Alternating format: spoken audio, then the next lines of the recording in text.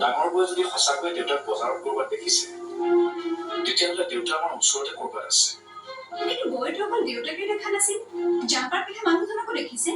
তাকেইতো চিন্তা কৰিছো।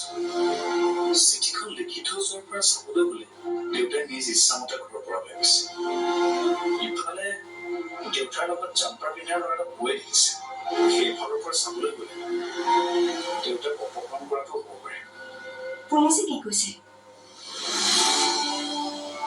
পুলিচে অপহৰণ কৰিছে বুলিয়ে কৈছে। চিঠিখন বোলে জোৰ কৰি লিখিছে। দেউতাক যদি অপহৰণেই কৰিছে তেতিয়াহ'লে তেওঁলোকে কি উদ্দেশ্যেৰে কৰিছে? এতিয়ালৈকেতো একো ডিমাণ্ডো কৰা নাই।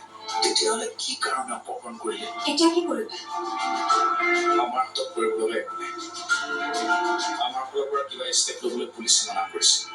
গতিকে এতিয়া পুলিচৰ মুখলৈ চাই থকাৰ বাহিৰে আমাৰ হাতত আৰু একো নাই।